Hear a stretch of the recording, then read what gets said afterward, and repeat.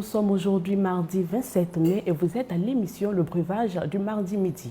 Je suis Astrid Atigno pour vous servir. C'est une plateforme qui vous donne la possibilité de poser vos questions et vos préoccupations et notre invité sur ce plateau se fera fort d'éclairer vos lanternes à la lumière de la parole de Dieu. Pour ainsi dire, permettez-moi de vous présenter cet invité, homme rempli d'humilité, voilà, passionné de la parole de Dieu et amoureux de Jésus-Christ. J'ai nommé le pasteur Georges Patrick Appia, voilà, leader de l'église L'Abreuvoir. Bonjour, pasteur. Shalom, bien-aimé. Comment vous allez? Dieu fait grâce, tout va bien. Gloire à Dieu.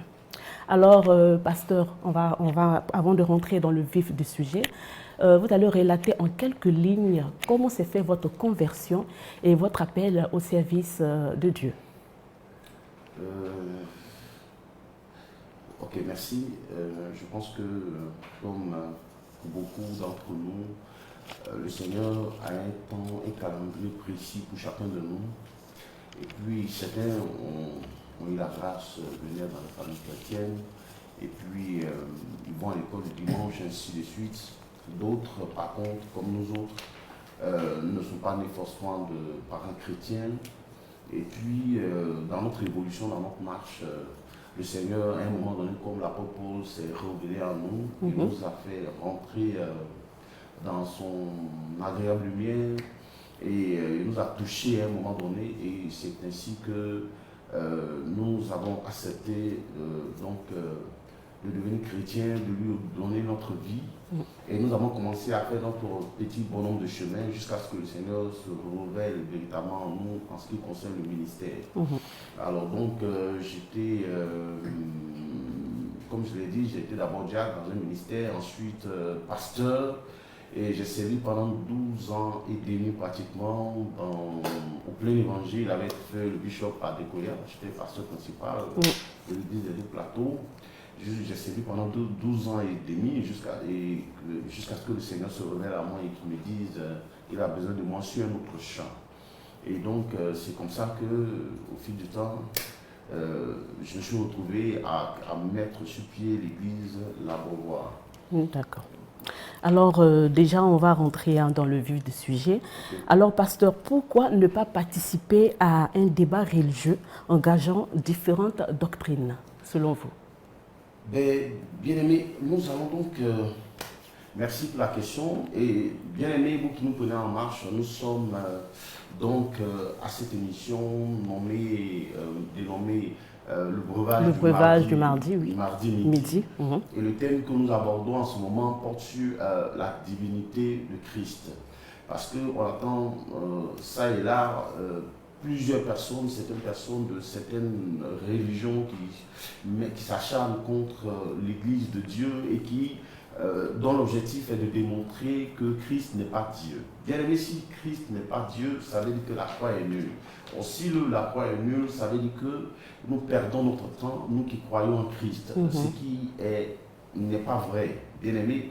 Et alors donc, pour revenir à la question, et c'est pourquoi Dieu nous invite à animer cette émission, c'est-à-dire apporter cet enseignement. C'était un moment d'éclairage pour situer les enfants de Dieu sur l'objet de leur adoration. Je l'ai dit tantôt, qu'on peut se tromper sur beaucoup de choses, mais il est interdit à l'homme de se tromper sur ce qu'il adore. Si tu adores autre chose que le Seigneur, que le Christ, c'est-à-dire que celui qui est capable de te donner le salut, c'est-à-dire que tu auras vécu inutilement, tu auras vécu vainement, bien aimé. Alors donc, pour revenir à la question, c'est vrai, je l'ai dit, qu'il n'est pas... C'est la Bible qui le dit. La Bible nous interdit d'aller à ce débat-là, parce que ce n'est pas cela que Dieu nous a appelés. Et nous, tout ce que nous disons est appuyé par la Bible.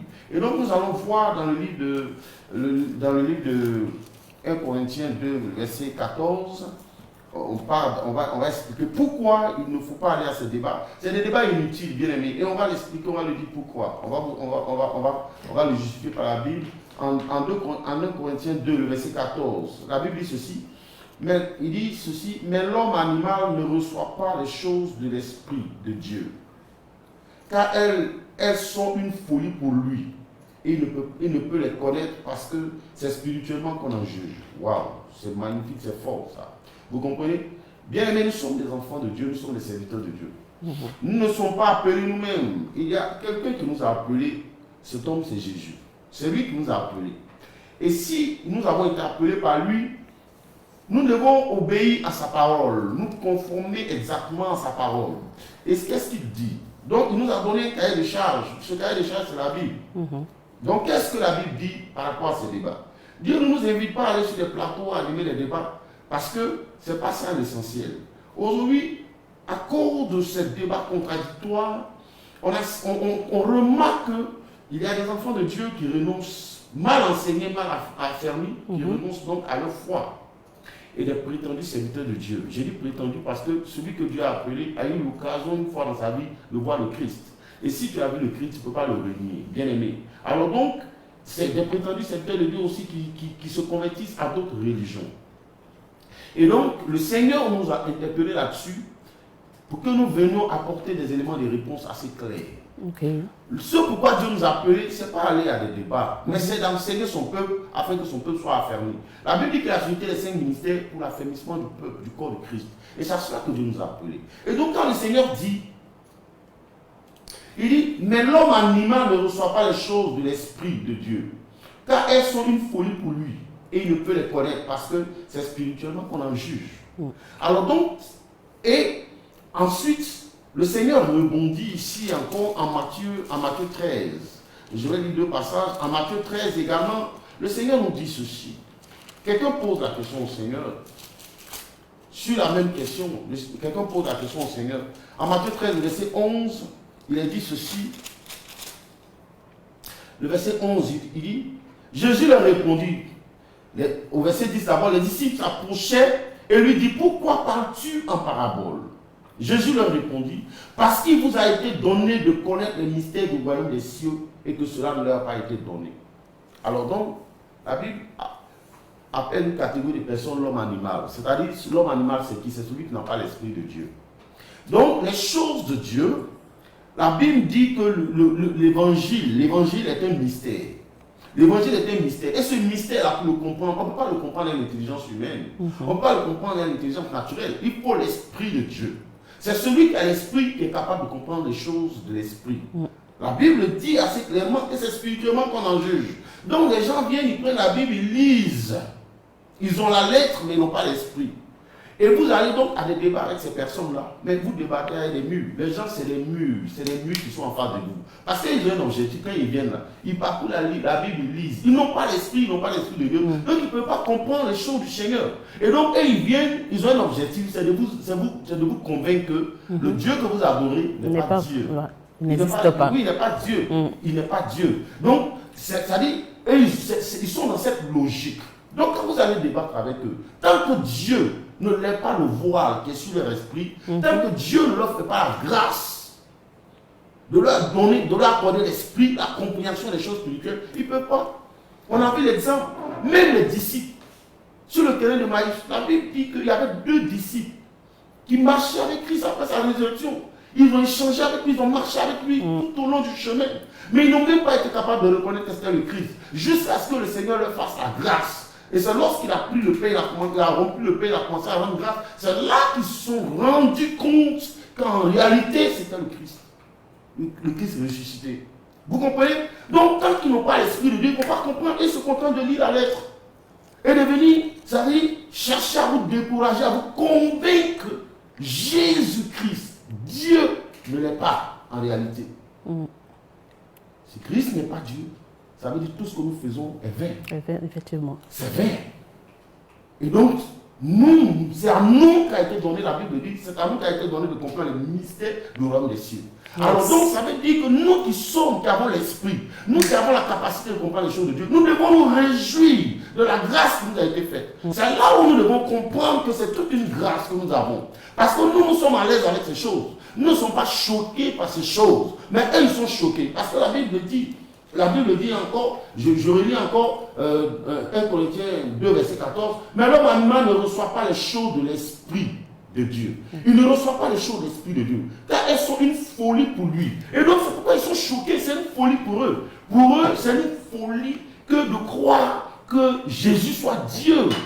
Vous comprenez? Que Christ soit Dieu et que Dieu ait engendré tout ça. C'est une police, un choc. Et c'est pourquoi Paul a dit, la croix est un scandale pour ceux qui périssent. Ceux qui périssent, c'est un scandale pour eux. Même nous qui sommes sauvés, c'est une puissance pour notre salut. Amen. Amen. Amen. Donc voici pourquoi je dis que ces débats sont inutiles. Concentrons-nous sur l'affermissement du peuple de Dieu. Parce que les gens sortent du milieu de nous pour aller se convertir à d'autres religions. Donc c'est notre responsabilité à nous, en tant que serviteurs de Dieu, en tant qu'enseignants, en tant que docteurs, en tant que pasteurs, évangélistes. C'est à nous d'enseigner pour l'affermissement du corps de Christ. Parce que si les gens sortent du milieu de nous, ce n'est pas eux qui ont échoué, c'est nous, ce n'est pas Christ qui a échoué. Et s'ils s'en vont, ce n'est pas parce que Christ n'est pas Dieu, mais c'est parce que nous les avons mal affermis. C'est parce que nous n'enseignons pas. Parce qu'on a remplacé l'enseignement de la croix, l'évangile véritable, par d'autres choses, par nos intérêts égoïstes. C'est pourquoi les gens sortent. Et Dieu va nous réclamer le sang. Donc notre rôle à nous, c'est d'affermir le peuple de Dieu. C'est pourquoi il faut éviter d'aller à ces débats-là. Ça n'a pas d'importance parce que ces gens ne vont jamais comprendre tant qu'ils ne recevront pas l'Esprit de Dieu. Amen. Comme quoi, on arrive à tout faire par la grâce de Dieu uniquement. Alors, Amen. On va y arriver à la prochaine question. Eh bien, pourquoi dit-on que Jésus est Dieu alors qu'il est né d'une femme et a vécu comme tout être humain sur terre? Amen. Amen. Oui, c'est là aussi un scandale, un choc pour eux parce qu'ils ne peuvent pas comprendre. Ils ont l'habitude de dire que Dieu ne peut pas engendrer, Dieu ne peut pas faire un enfant. Dieu, ce n'est pas possible. Et que celui qui est vécu au milieu de nous, qui est marché avec nous, on l'a vu même pleurer face au tombeau, devant le tombeau de Lazare. Pourquoi est-ce qu'il a pleuré et tout ça? Et comment on peut dire d'un tel homme qu'il est Dieu?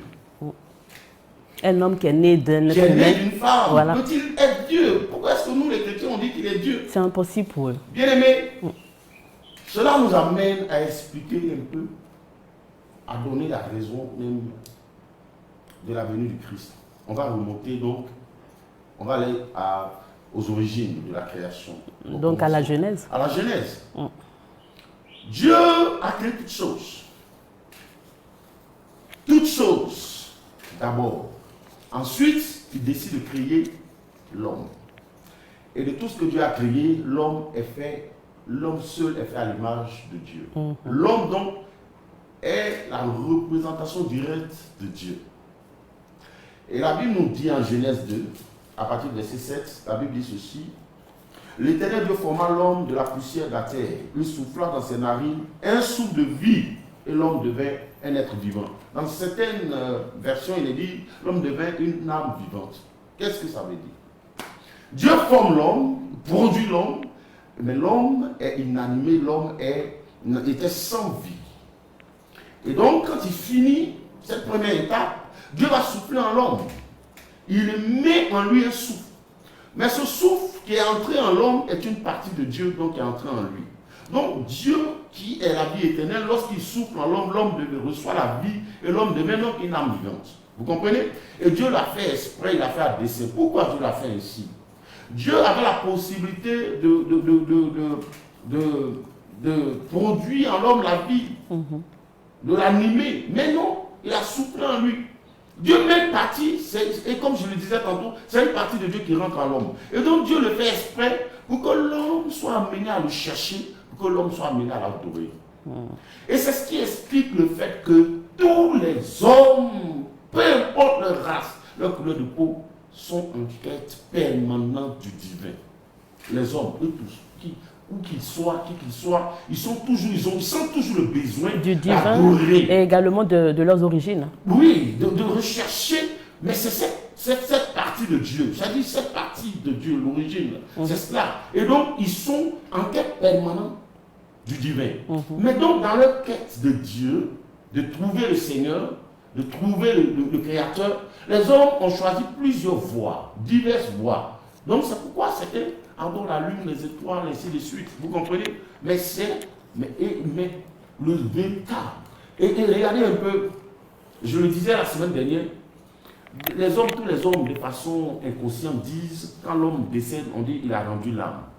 L'homme, le souffle de Dieu qui est entré en l'homme, qui a produit l'âme, et qui a fait de lui une âme vivante, quand l'homme décède, on dit qu'il a rendu l'âme. Oui. Il a rendu l'âme.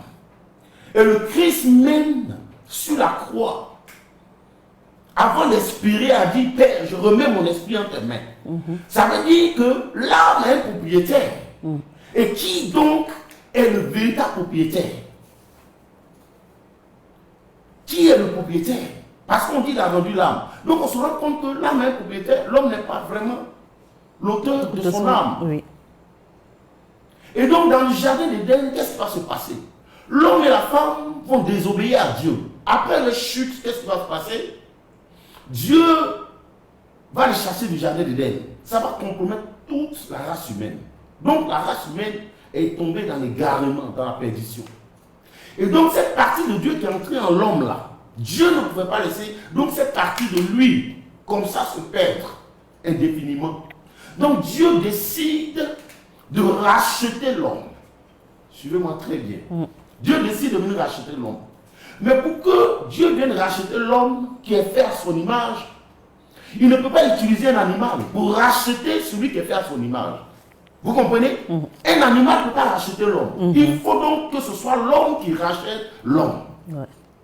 Et pour racheter l'homme, on ne peut pas. Un homme qui est un homme, l'homme est fait de péché, l'homme est pécheur. Et donc un pécheur ne peut pas racheter notre pécheur, ce n'est pas possible. Parce que Ecclésiaste 2, Ecclésiaste 7 nous dit ceci. Ecclésiaste 7, le verset 20 nous dit ceci. Ecclésiaste 7, le verset 20 nous dit ceci. Non, il n'y a sur la terre point d'homme juste. Il n'y a sur la terre point d'homme juste qui fasse le bien et qui ne pêche jamais. C'est clair, c'est assez clair. Donc, il n'était pas possible pour le Seigneur de trouver sur la terre un homme qui soit sans péché. Parce que la nature même, la chair humaine là, est une chair de péché. Tout homme qui est revêtu de chair est frappé de péché. Oui, il est pécheur. Et donc, Dieu ne pouvait pas trouver un homme qui soit sans péché pour venir racheter l'homme qui est tombé. Et donc, il fallait que Dieu se constitue lui-même en un homme. Parce qu'il n'y a que Dieu qui soit sans péché, n'est-ce pas? Nous tous nous savons, et c'est un livre, appelé livre C même, le témoigne. Dieu seul est sans péché. C'est Dieu seul qui ne pêche pas. Donc il fallait que lui-même il se fasse homme. Ça c'est d'abord la première étape. Donc il devient homme. Et pour racheter l'homme, il faut du sang. Or le sang qui doit racheter l'homme ne doit pas être du sang corrompu. Parce que tous les hommes sont pécheurs. Il n'y a que Dieu seul. Donc Dieu, pour répondre donc à ces deux besoins-là, il faut qu'il soit un homme. Ensuite, parce que l'homme, pour le racheter, il faut du sang. Il faut du sang immaculé, le sang qui soit sans péché. Le sang qui ne soit pas contaminé, qui ne soit pas impur. Donc Dieu se fait homme pour les deux raisons. Non seulement pour pouvoir racheter l'homme, ensuite il faut du sang, et il faut du sang pur. Donc, c'est pourquoi Jésus s'est fait 100% Dieu, il était 100% Dieu et 100% homme. Dieu parce que c'est Dieu seul qui ne pêche pas. Et c'est Dieu seul qui est sans péché. Maintenant, il se fait homme pour pouvoir avoir le sang. Or, le sang il fallait du sang pur, du sang saint, immaculé. Et c'est pourquoi Jésus a été conçu par le Saint-Esprit, sans péché. C'est pourquoi il a été conçu sans péché. Pour pouvoir avoir les deux choses. C'est-à-dire être homme pour racheter l'homme et ensuite le sang pour pouvoir racheter. Un sang sans péché. Bien aimé. Et là, donc il vient donc en tant qu'homme, il était d'abord 100% Dieu et 100% homme. Pour venir racheter l'homme. Bien aimé. Et donc, mais ce qui choque les gens, nous ne sommes pas choqués. Regardez, la Bible nous dit que Dieu ne fait rien sans avoir révélé à ses serviteurs les prophètes, n'est-ce pas? C'est ce que la Bible nous dit. Oui. Et regardez, longtemps avant, les gens sont choqués. Mais nous ne sommes pas choqués, nous les chrétiens. Nous ne sommes pas choqués du tout. Regardez en Ésaïe 7. En Ésaïe, depuis Ésaïe, 700 ans avant, Dieu, la Bible dit qu'il ne fait rien sans avoir révélé à ses prophètes, à ses serviteurs les prophètes. Mais 700 ans avant, Dieu annonce à la terre qui était sous l'emprise du diable, sous l'emprise du malin, il annonce par la bouche de son prophète Isaïe 700 ans avant il aura, c'est-à-dire l'homme sera racheté. Et que le Christ viendra racheter l'homme. Et il naîtra d'une vierge. Il avait annoncé en Isaïe 7, verset 14, il dit ceci, il dit, c'est pourquoi le Seigneur lui-même vous donnera un signe. Voici, la jeune fille deviendra enceinte. Elle enfantera un fils et elle lui donnera le nom d'Emmanuel, c'est-à-dire Dieu avec nous. Et Dieu était avec nous, donc il est venu. Dieu l'a annoncé, il a annoncé par la bouche de son serviteur 700 ans avant. Donc nous ne sommes pas surpris, nous ne sommes pas choqués. L'homme animal est choqué, mais nous qui avons l'esprit ne sommes pas choqués. Parce que Dieu a pris soin de nous annoncer ces choses. Et en Matthieu 1, verset 23, il va confirmer la même chose dans le Nouveau Testament. En Matthieu 1, verset 23, il dit, voici la vierge sera enceinte, elle enfantera un fils et on lui donnera le nom d'Emmanuel. Ça dit Dieu avec nous. Et c'est ce qui s'est passé. Et c'est pourquoi la Bible dit, et la Bible va le confirmer en Jean. La Bible va le confirmer dans l'évangile de Jean, Jean chapitre 1. La Bible va le confirmer également. Tout ce qui avait été annoncé longtemps à l'avance par le prophète Isaïe va se confirmer ici, en Jean chapitre 1.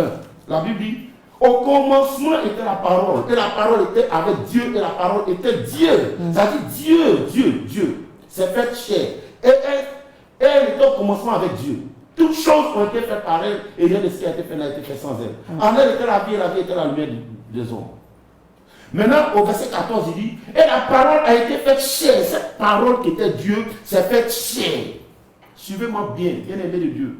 Vous tous qui nous prenez en marche, suivez, ayez les éléments pour que vous soyez convaincus de votre salut et de votre foi, l'objet de votre adoration. C'est important parce qu'il ne faut pas que quelqu'un vienne vous tromper.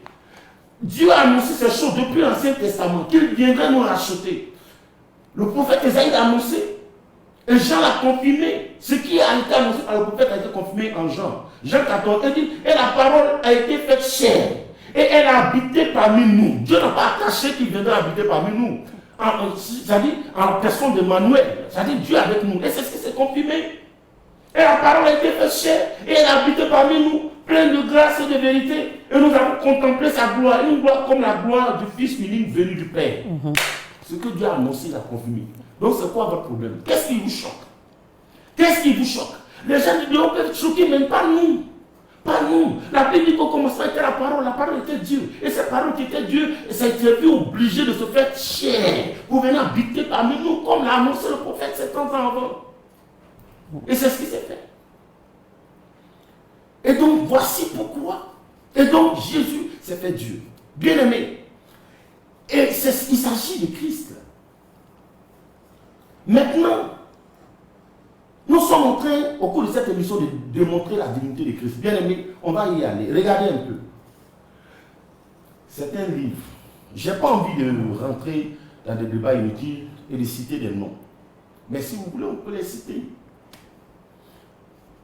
C'est un livre, appelé l'I.C. même, confirme, atteste que Jésus seul, Jésus était sans péché. Tous les prophètes qui l'ont précédé ont demandé pardon de leurs péchés. Ils se sont repentis à un moment donné de leurs péchés. Ils ont chaque jour, ils demandaient pardon de leurs péchés. Pourquoi? Parce que c'était des hommes.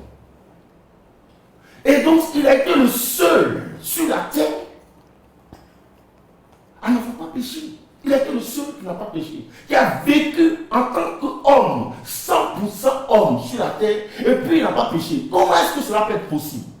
Que quelqu'un qui soit fait de chair ne pêche pas. Et des livres saints l'attestent, le confirment. Des livres de certaines religions l'attestent, qu'il est sans péché. Ils reconnaissent, ils disent non, nous-mêmes nous le reconnaissons. Notre livre témoigne qu'il a été sans péché. Mais comment un homme qui est fait de chair peut ne pas pécher? Il a été le seul à ne pas pécher. Cela démontre qu'il est Dieu. Effectivement. S'il a été homme, 100%, qu'il a marché sur la terre, il a cohabité avec les hommes, il a mangé avec eux, il a marché avec eux, et qu'il a été sans péché, cela démontre déjà de sa divinité. Parce que Dieu seul qui ne pêche pas. Ça veut dire que c'est un homme spécial. Et la spécialité de cet homme-là, c'est sa divinité. Il est Dieu. Quelqu'un qui était sans péché, ça veut dire qu'il est Dieu. Ça veut dire qu'il est Dieu, tout simplement. Et ça, il faut le reconnaître. Parce qu'il n'y a que celui qui soit sans péché, qui soit capable de pardonner aux autres. Bien aimé, un homme peut sauver son prochain d'une situation calamiteuse, d'une situation financière par exemple. Un homme peut sauver son prochain d'un divorce. Il peut le sauver d'un braquage. Mais aucun homme ne peut accorder le salut à son prochain, si ce n'est Dieu.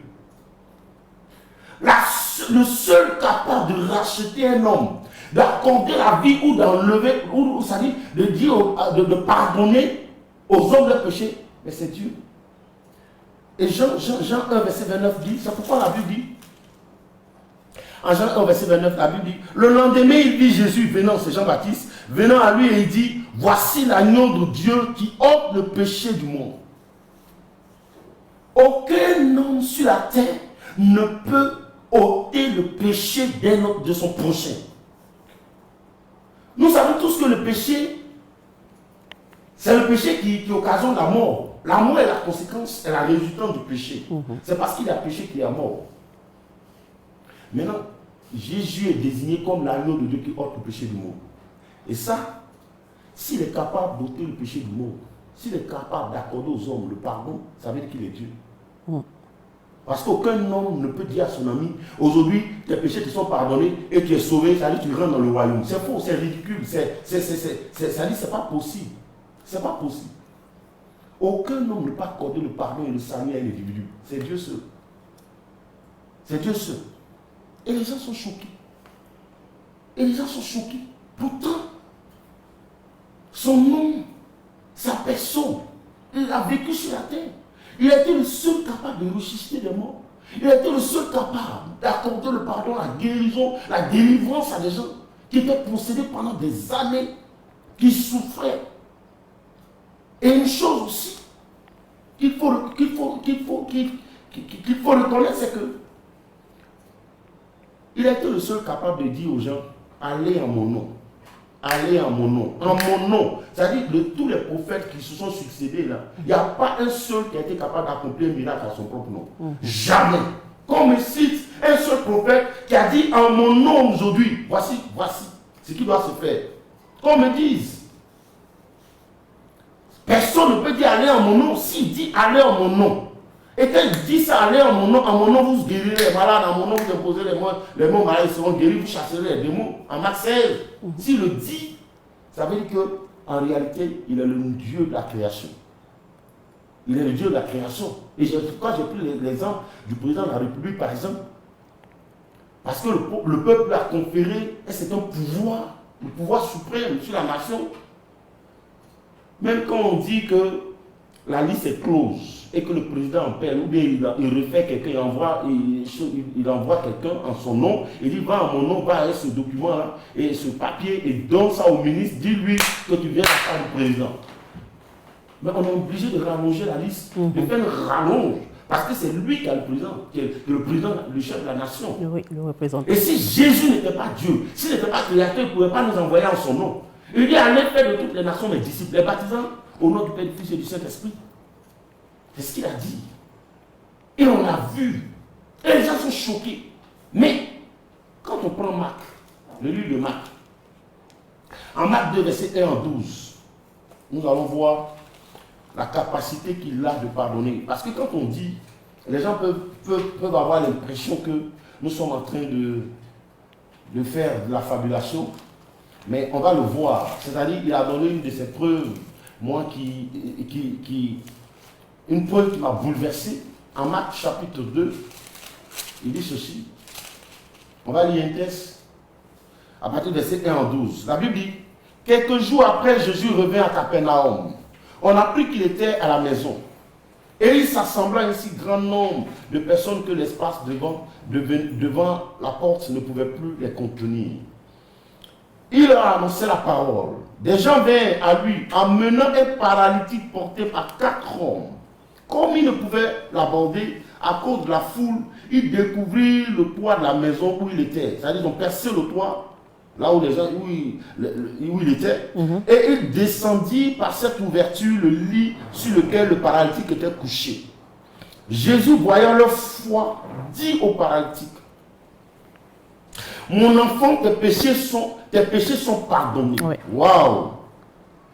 Il y avait là quelques scribes qui étaient assis et qui se disaient au-dedans d'eux, comment cet homme parle-t-il ainsi? Il blasphème.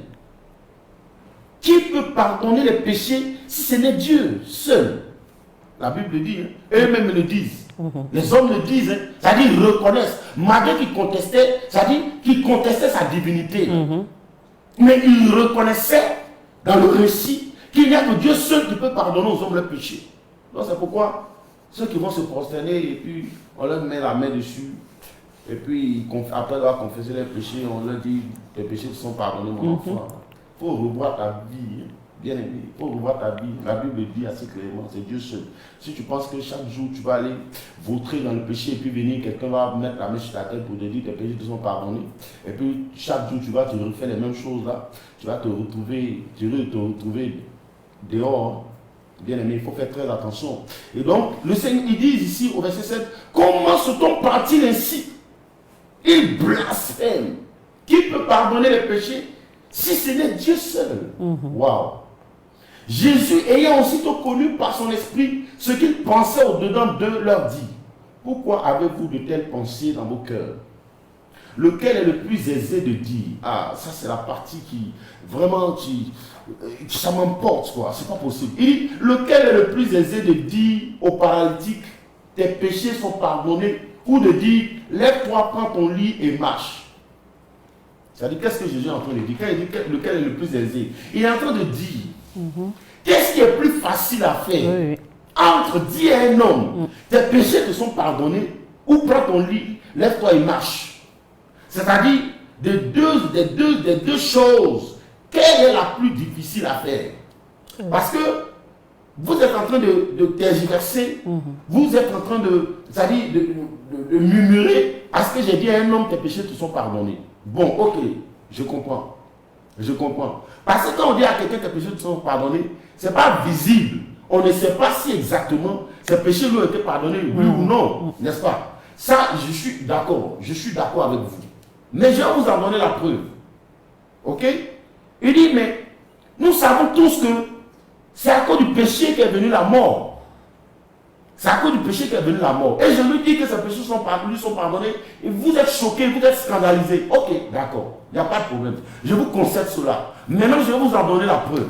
C'est pourquoi il dit, lequel est le plus aisé de dire, tes péchés te sont pardonnés, ou lève-toi, prends ton lit et rentre chez toi.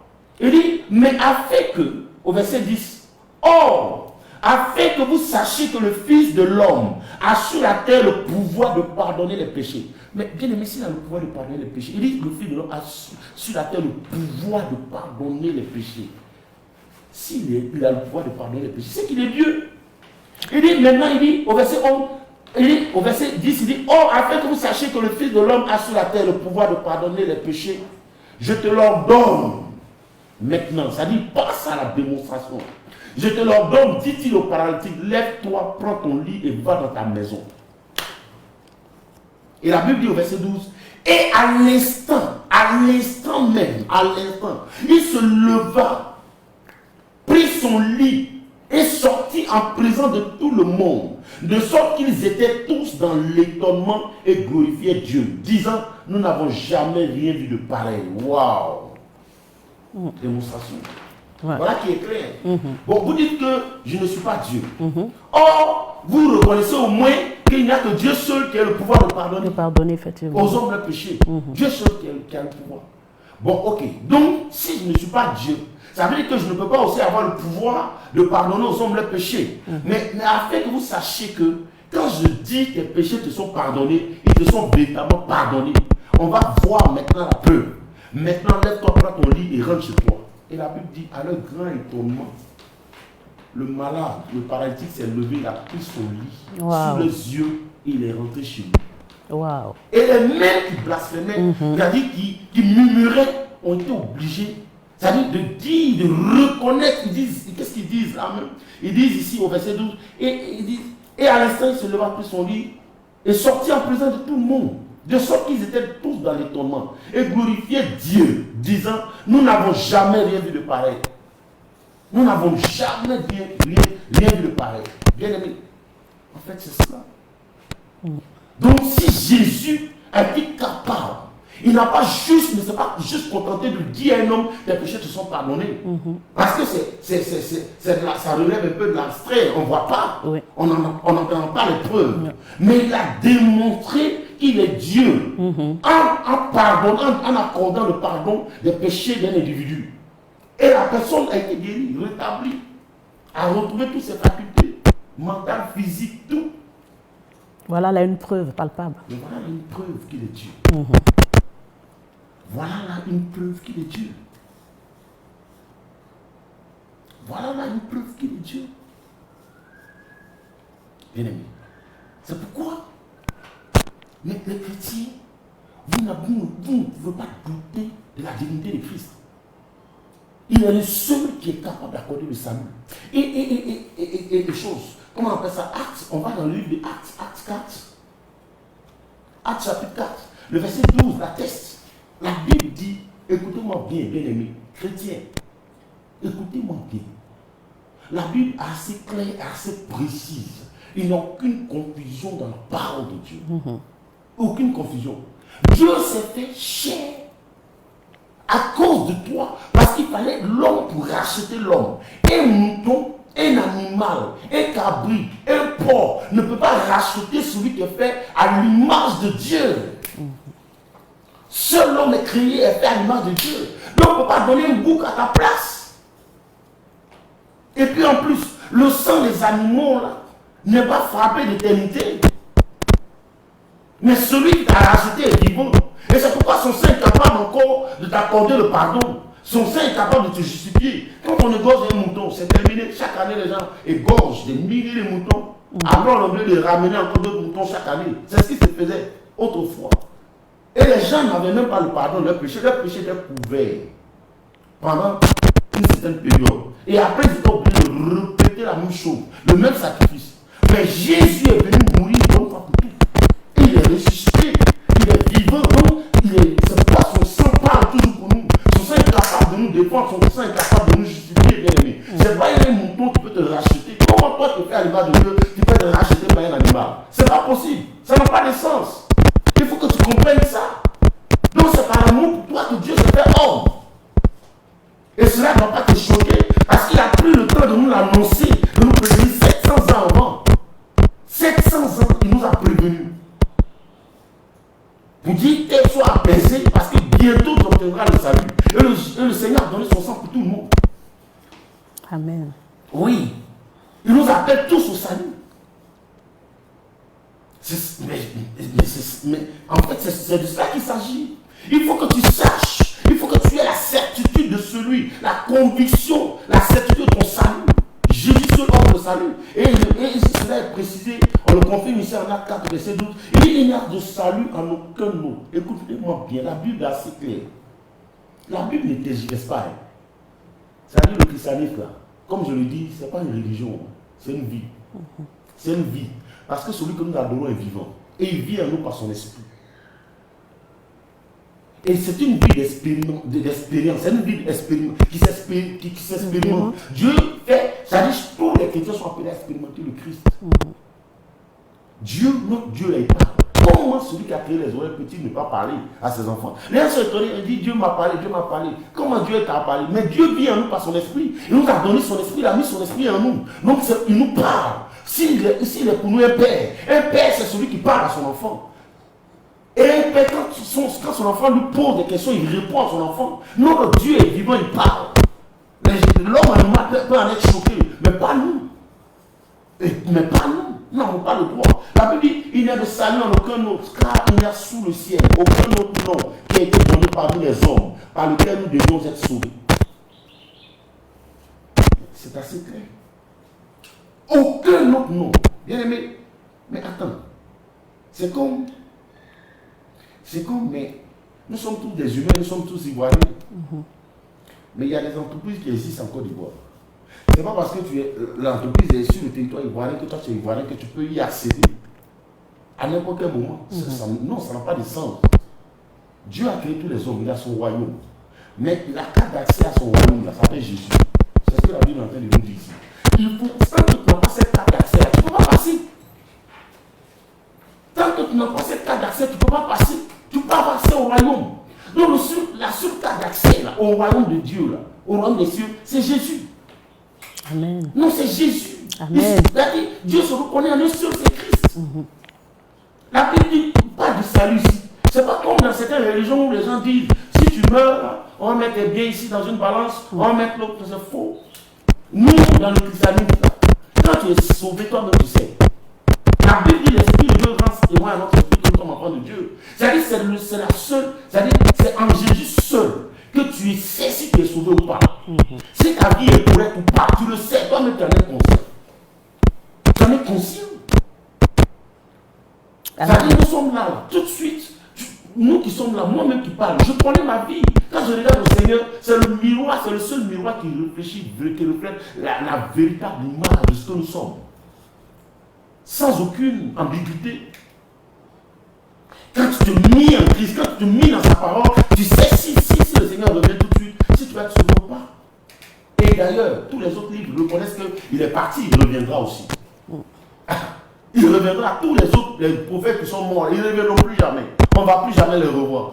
Mais Christ, il reviendra. Et les livres saints le témoignent, l'attestent, qu'il reviendra. Il reviendra pour chercher qui? Son église. Ceux qui auront fait sa volonté, ceux qui lui auront obéi. Mais lequel des prophètes va revenir encore? Vous pouvez chercher qui? Ce n'est pas possible. Donc tu n'as pas à douter de ton salut. Tu n'as pas à douter de ton Seigneur. Jésus-Christ est Dieu. Bien-aimé, je voudrais que tu retiennes de cet enseignement d'aujourd'hui que Dieu a pris le soin de nous prévenir 700 ans avant. Quelqu'un qui te dit, c'est comme une dame, ton mari va en voyage, il te dit je rentre le mercredi. Il t'envoie un message pour dire je rentre le mercredi. Et puis tu es étonné qu'il arrive mercredi. Mais si il rentre mercredi que tu es étonné, mais ce n'est pas sa responsabilité à lui, c'est toi. Mais il a pris soin de t'informer et de t'avertir. Dieu n'a rien à cacher. Il prévient ses enfants, il aime ses enfants. Il nous a prévenus 700 ans avant. Et tout ce que le prophète a prophétisé, c'est accompli exactement dans les évangiles. Donc, pourquoi est-ce que tu es choqué? Ceux du dehors peuvent être choqués, l'homme animal peut être choqué, mais pas toi, tu es l'Esprit de Dieu. Et donc, c'est pourquoi je dis, ne va pas ce débat avec eux. Ça n'a pas de sens. Parce que eux, là, ils ne peuvent pas comprendre les choses de l'Esprit. Donc, ça sert à quoi d'aller débattre avec eux? Concentre-toi sur le peuple sur lequel Dieu t'a établi. Cherche à les affermir. Mais ce n'est pas ceux du dehors. Ils ne vont jamais comprendre tant que Dieu ne leur a pas accordé la grâce. Et on l'a vu même. On l'a vu avec, comment il s'appelle? Avec l'apôtre Paul. L'apôtre Paul. Qui se croyait chrétien, tuait les chrétiens jusqu'à ce que Dieu se révèle à lui. Et c'est le jour que le Seigneur s'est révélé à lui qu'il a compris qu'en réalité, il servait un autre Christ. Vous comprenez? Que celui qui servait, que le Seigneur servi, n'était pas le Christ. Et quand il a vu le Christ, mais c'est fini, c'est converti. Donc c'est Dieu qui en accorde la grâce, c'est ce que je veux t'emmener à comprendre. Tant qu'ils n'ont pas reçu la grâce, ils ne peuvent pas comprendre. Donc laissez-les dans le débat, laissez-les dans leur folie, laissez-les dans leur raisonnement, laissez-les dans leur égarement. Qu'ils soient humbles de cœur, et puis Dieu va se révéler à eux. Mais oui, mais sinon, tous les débats que vous menez, c'est inutile. Et regardez aujourd'hui, tous les débats portent sur Christ. Jésus n'est pas Dieu. Jésus n'est pas Dieu. Comment Jésus? Mais ça, c'est votre problème. C'est votre problème. Nous, la Bible dit celui qui a l'esprit de Dieu conçoit les choses de Dieu. Nous, on a l'esprit de Dieu, donc nous, on conçoit aisément les choses de Dieu. On sait qu'il était au commencement la parole. Et la parole s'est fait chair. Ça dit qu'on n'est pas dérangé par ça. Le fait qu'il soit conçu, né par une femme, ça dit Marie, on n'est pas choqué par ça. Parce qu'il a pris soin d'avertir. Qui viendra, il naîtra par la Vierge. Donc nous, on est avertis. Nous sommes des hommes avertis. Donc nous, on n'en est pas choqués. Si vous êtes choqués, c'est votre problème. Mais ayez l'humilité de nous approcher pour qu'on vous enseigne la parole. Et qu'on prie pour vous, que Dieu vous accorde la grâce. Mais si on tous vous raconter dans les rues, sur les chaînes de télévision, dans les radios, sur les réseaux sociaux, mais nous là, ça ne nous émeut pas là. Moi, ça ne m'émeut pas. Au contraire, j'ai compassion. Et j'ai compassion pour ça, j'interpelle les chrétiens, les serviteurs de Dieu, en leur demandant, voici ce que la Bible dit. Laissez tomber ces choses-là et concentrons-nous sur l'essentiel. Concentrons-nous sur l'affermissement de ceux sur qui Dieu nous a établis. Amen. Amen. Amen. Waouh. Nous avons vraiment été bénis, richement bénis avec tout ce que l'homme de Dieu nous a donné comme révélation et comme enseignement. Alors, homme de Dieu, pasteur, votre dernier mot pour la fin. Je rends grâce à Dieu qui nous invite à aborder cette question. Cette question est incontournable parce qu'elle fait des dégâts dans l'Église. Oui, elle fait des dégâts. Donc, c'est incontournable. C'est-à-dire qu'il ne faut pas la contourner, il faut l'aborder, mais pas aller dans des débats contradictoires. Non, on n'a pas besoin de cela. C'est-à-dire qu'il faut vraiment revenir à l'enseignement. Ça, c'est mon mot de fin. C'est-à-dire encourager mes frères, mes collègues pasteurs à enseigner, à mettre l'accent sur la divinité de Christ. Il faut affermir ceux sur qui Dieu nous a établis. Parce que sinon, on sera surpris. Les chrétiens sont perplexes sur cette question. Est-ce que Jésus est vraiment Dieu? Quand on leur dit, mais Dieu ne peut pas avoir d'enfant, ils sont choqués, ils sont scandalisés. Pourtant, c'est la vérité. Dieu nous a dit, il naîtra pas par l'entremise d'une vierge. Il nous a prévenu. Et c'est pour nous. Ça, c'est signe d'humilité. Parce que Dieu pouvait être dans sa main du haut des cieux et puis sauver l'homme. Mais il ne l'a pas fait. Il est venu modestement. C'est-à-dire, c'est un signe d'amour, c'est un signe d'humilité. Vous comprenez? Et c'est pourquoi, c'est pour toi que Dieu a fait ce sacrifice. C'est pourquoi, par exemple, le jugement dernier sera sans compassion. Parce que Dieu ne peut pas faire tout ça pour toi, venir se rabaisser. Et puis parce que des discours se présentent à toi, tu crois en ce qu'ils disent, à tous ces mensonges-là, et puis tu renies le Christ, tu renies la croix. Ça n'a pas de sens. Bien aimé, fais attention. Je t'interpelle aujourd'hui. Le Seigneur nous invite à cela. Ce n'est pas pour nous, mais pour vous. Alléluia. Amen. Pour que vous sachiez, vous ayez les éléments de réponse face à ces discours. Alors donc, je t'encourage à relire ta Bible. J'encourage les pasteurs à enseigner, à revenir sur l'enseignement, sur la croix et sur la divinité de Christ. Jésus est Dieu. Il faut que son peuple le sache. Il faut que son peuple en ait la certitude. La ferme assurance au nom de Jésus. Que Dieu vous bénisse. Alors donc, voici un peu. Et je voulais donc profiter. Oui. Je voulais donc profiter. L'enseignement n'est pas terminé. On ira de démonstration à démonstration. On ira de démonstration à démonstration. Le mardi prochain, je vous invite.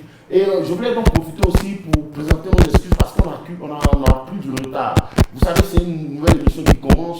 Et donc, il y avait la technique et surtout, on était prêts lorsqu'il y a eu une coupure d'électricité. Donc, ça nous a mis en retard. On tient à s'excuser ici et on fera tout pour que le mardi prochain, mardi midi, on puisse démarrer cette émission. Et tu auras tellement d'informations, tellement parce qu'il nous demande de démontrer par la Bible que Jésus est Dieu. On va le démontrer. Et d'autres questions qui posent aussi, est-ce que le Fils de l'homme, est-ce que Jésus lui-même a dit de sa bouche qu'il est Dieu? Et pourquoi est-ce qu'on l'appelle Fils de l'homme? Tout ça, on va répondre à ça. On ne va fuir aucune question, on va répondre. Donc demandez-leur de se connecter les mardis sur YouTube, et donc à se connecter sur Facebook. Et notre page officielle, c'est sur Facebook, c'est Pasteur Georges Patrick Capia officiel. On vous invite à vous connecter, à suivre.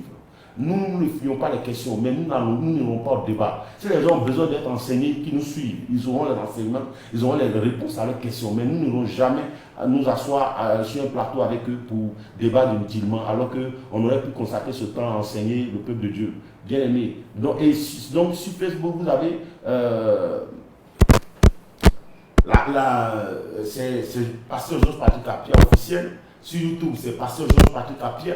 Et sur TikTok, c'est Pasteur Georges Patrick Capia. Nous vous encourageons à vous abonner massivement, à partager. Parce que c'est important. Il faut que cette information soit revenue. C'est pour l'Église, c'est important. C'est pas pour nous. C'est pas pour l'Église à Brevoort. Et si des personnes ont été touchées, nous vous invitons à venir nous voir, à venir à l'Église. C'est tous les dimanches. À Angré, nous sommes basés à Angré, en face du collège Victor Louba, c'est-à-dire la voie qui mène à Boboté, à quelques 200 mètres. Vous allez voir le collège Victor Louba et en face se trouve l'église d'Abrevois. Vous serez les bienvenus, c'est la maison de votre Père. Nous sommes donc vos frères et nous sommes appelés à vivre ensemble. Si vous êtes intéressés par ce que nous faisons et si vous êtes touchés par nos enseignements, sachez que vous êtes les bienvenus parmi nous. Shalom, que Dieu vous bénisse. Merci, pasteur. Merci pour tous ces enseignements. Merci pour toutes ces révélations. En tout cas, réellement, nous avons été bénis. Ça a été vraiment un moment fabuleux. Et j'espère que chez vous, ça a été pareil. Vous avez été également richement bénis. Et aujourd'hui, Vraiment, je joins ma voix à celle de l'homme de Dieu pour présenter nos excuses pour tout ce retard qui a été causé par la coupure de l'électricité. On se retrouve mardi prochain, même heure, même canal. Et je voudrais remercier toute l'équipe qui s'est mis à pied d'œuvre pour mener à bien cette émission. Allez, au revoir et portez-vous bien.